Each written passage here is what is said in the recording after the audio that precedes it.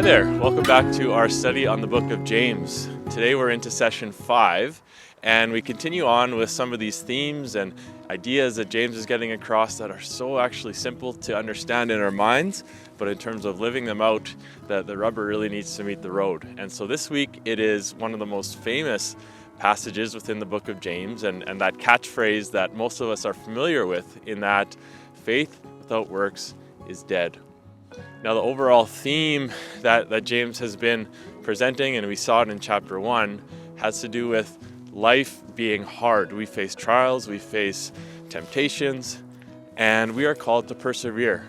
James calls us to even count it pure joy in our perseverance, because we know that as we persevere, as we continue to push forward in our faith, and we put it to work, we rely on God for wisdom and for strength, that our faith is going to be made complete, where it's going to be brought to completion and perfection, James says. And so in our passage today in chapter 2, we see that James is really getting to the heart of his argument, is that we can't just claim to have faith. We can't just, profess with our mouth that, yeah, I believe in Jesus. Yeah, I'm a Christian.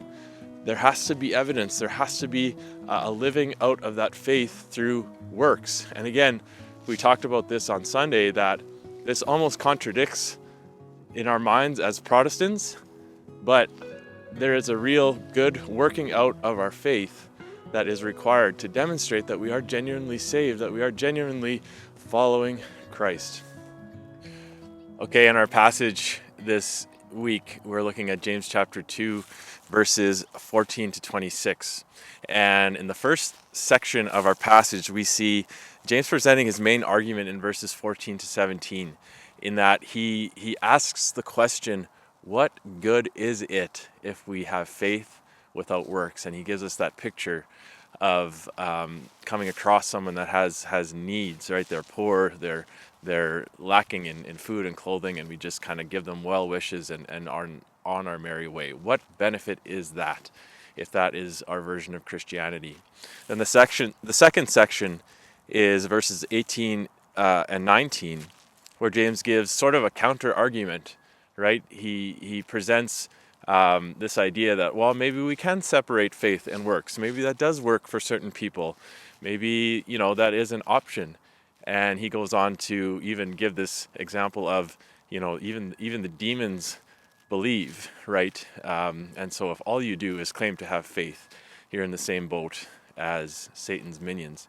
And then lastly, in verses 20 to 26, James is going to give some examples to hammer home his argument from Scripture, from history. And so he references the Old Testament in the characters of Abraham and his faith journey, and also Rahab in a similar way, to drive his point home. And so this is sort of the progression that James takes in our passage here this week.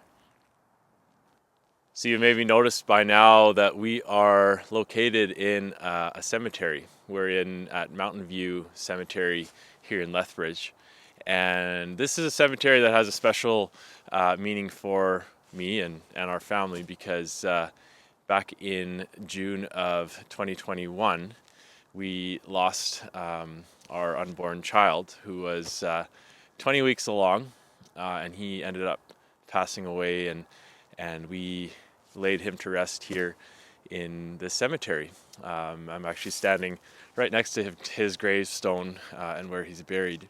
And so this has become a very special and meaningful place, as you might expect, for our family to come and just take time to reflect. And I've been blessed that I haven't experienced a lot of death in my immediate family outside of losing my grandparents. I have one grandma left, which I'm very thankful for. But yeah, losing our son, our little boy, definitely coming here and reflecting on that experience, reflecting on the fact that this life is precious, that we all have. This life is not guaranteed, right? Being reminded that death is a reality, and that we don't live on this earth the way it currently is forever.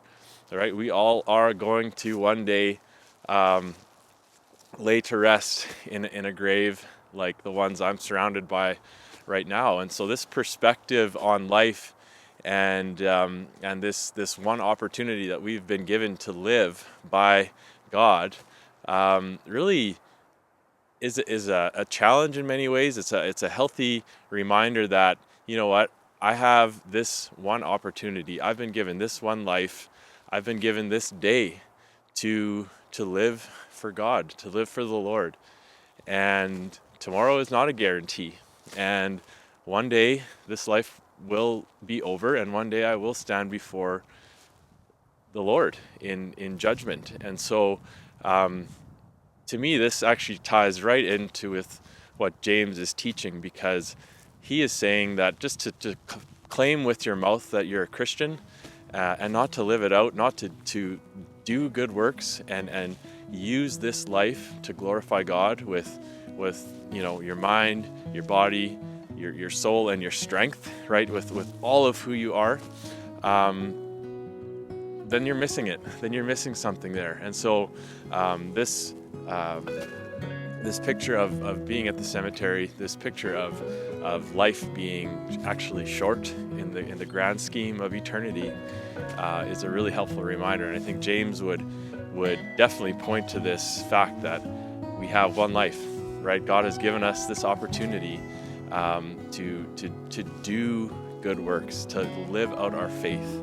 And he makes it very clearly at the end of chapter 2 that as the same way the body without the soul is dead, so is faith without works. And so that's the challenge.